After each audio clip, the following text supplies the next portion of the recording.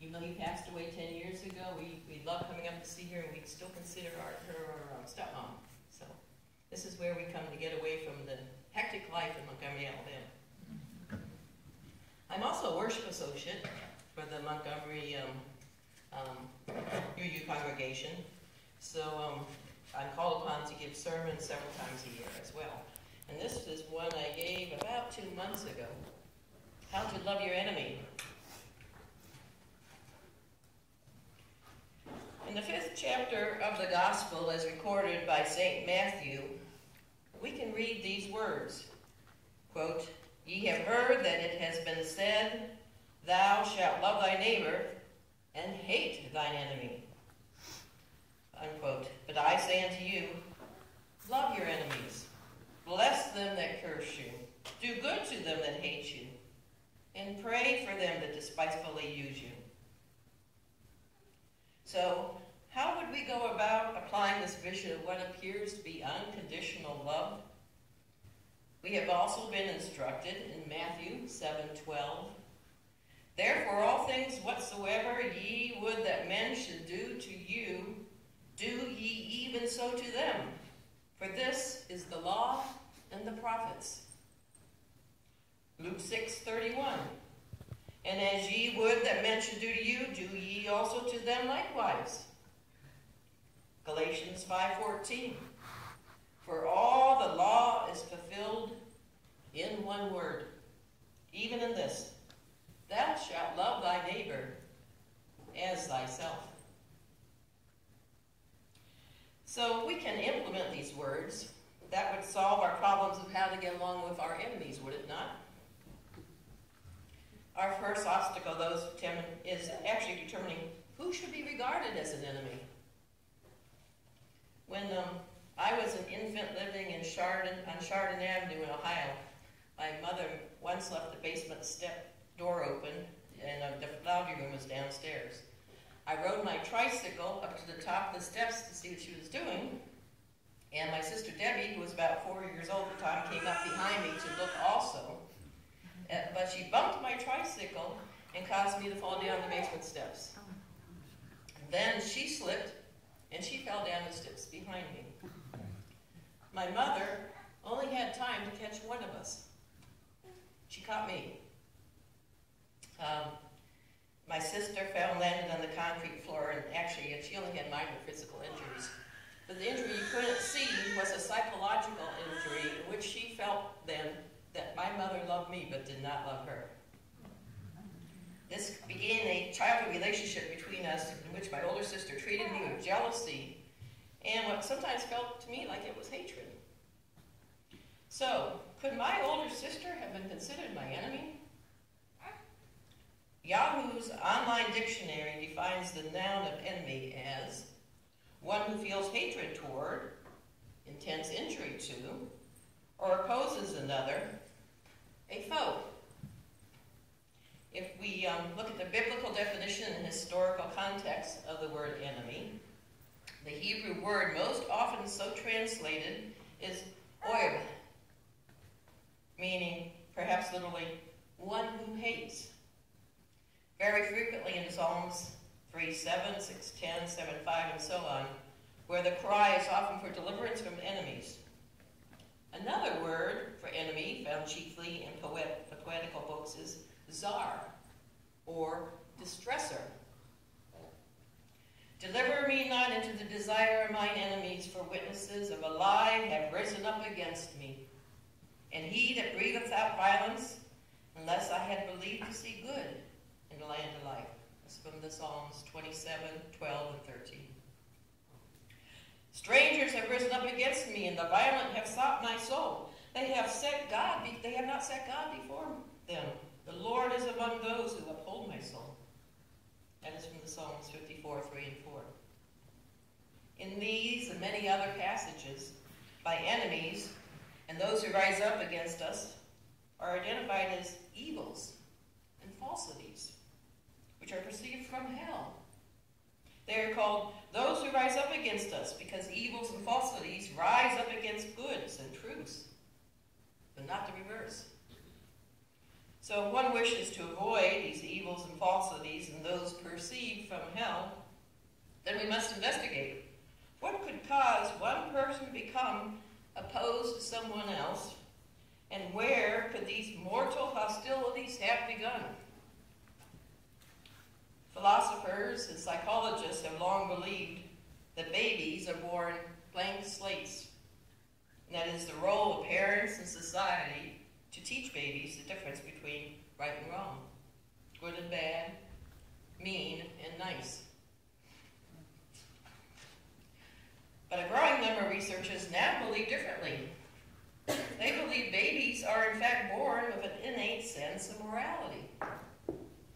Paul Bloom, who is the author of Just Babies, The Origins of Good and Evil, and a professor of psychology at Yale, says that studies show that even before babies can speak or walk, they judge good and bad in the actions of others because they are born with a rudimentary sense of justice.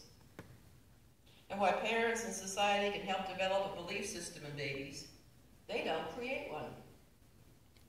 A team of researchers at Yale University's Infant Cognition Center, known as the Baby Lab, showed us just how they came to that conclusion. Dr. Karen Wynn, that's spelled W-Y-N-N, runs the Baby Lab, and she and her team have been studying the minds and behaviors of babies for decades.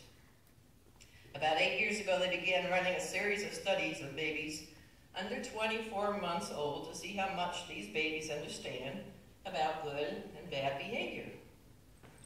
Her first test was the simplest.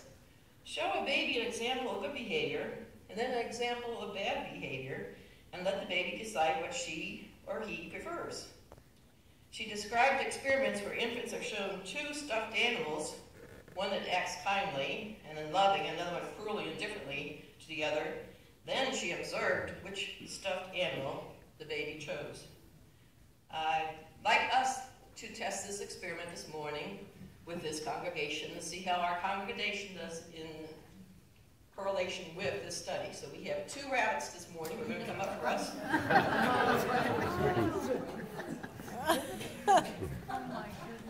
Okay. Turn around, please.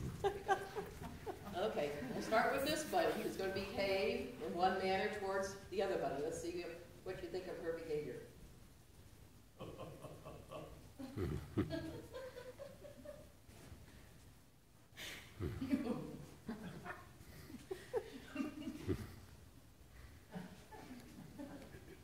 Okay, turn around, buddies, for a second. All right, turn around again. Now the other bunny is going to behave towards a little differently towards the first bunny.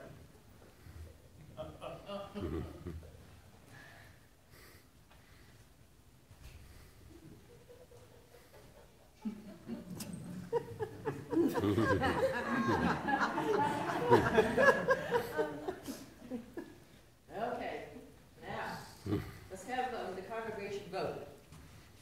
How many of you, if given the choice, would take this bunny home with you? All right, how many of you vote? 2 votes. There were actually 3. Oh, we've got some more hands going. Yeah. And how many would take this bunny home with you? I say most of the congregation. Thank you very much, folks.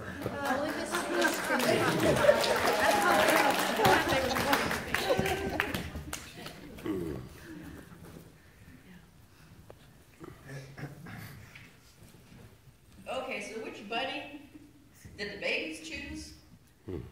More than 80% of the babies in this study showed their preference for the good bunny, either by reaching for the good bunny or staring at it. And with 3-month-olds, that number goes higher, up to 87%. But Bloom said, this sense of justice is tragically limited. Although babies are born with an innate sense of morality, they are also born with flaws.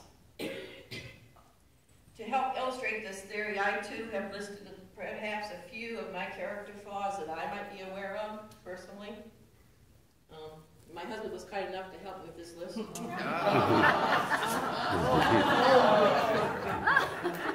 Oh my goodness.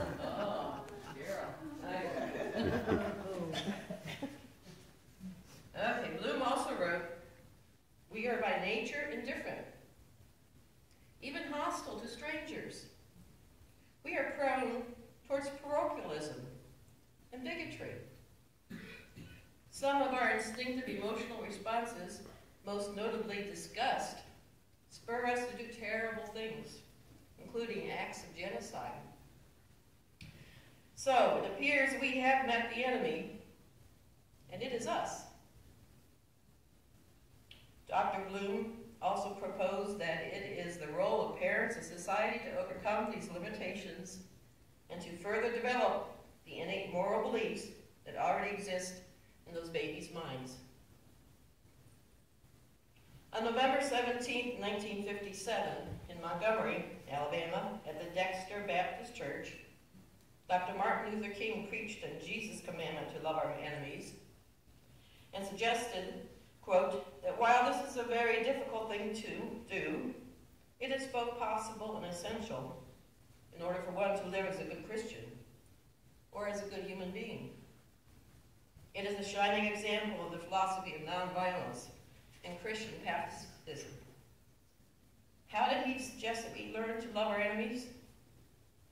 Dr. King suggested that the first step is to look deeply at ourselves and to acknowledge that in each person we dislike, there's still some good qualities that we can admire and love them in spite of it.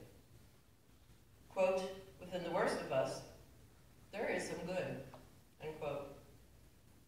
His most famous quote from his Loving Your Enemies sermon was, quote, darkness cannot drive out darkness. Only light can do that. Hate cannot drive out hate. Only love can do that. Unquote. If we return to my childhood accident with my older sister Debbie, I can assure you that my sister and I have had a lifetime of warm and loving memories to overcome that one tragic psychological event, and we can now laugh about it. I would like to share a quote from a poem by Mary Oliver for you. And this is from her poem, The Buddha's Last Instruction. She said, make of yourself a light, said Buddha before he died. I think of this every morning as the east begins to tear off its many clouds of darkness, to send up the first signal, a white fan streaked with pink and violet, even green. An old man who lay down between two sawloft trees, and he might have said anything, knowing it was his final hour. The light burns upwards, it thickens and settles over the fields. Around him the villagers gathered and stretched forward to listen. Even before the sun itself hangs disattached in the blue air. I am touched everywhere by its ocean of yellow waves. No doubt he thought of everything that happened in his difficult life. And then I feel the sun itself as it blazes over the hills like a million flowers on fire. Clearly, I'm not needed. Yet I feel myself turning into something of inexplicable value.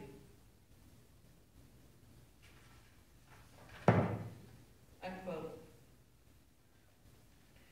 So, is it possible that we do not have enemies? Just friends we haven't made yet? Let us then go out to meet new friends every day of our lives, assuming the same good intentions that we see in each other. Perhaps we can feel ourselves turning into something, as Mary Oliver described it, of inexplicable value, by always choosing to be a friend and slowly building a community of friend after friend until we individually and collectively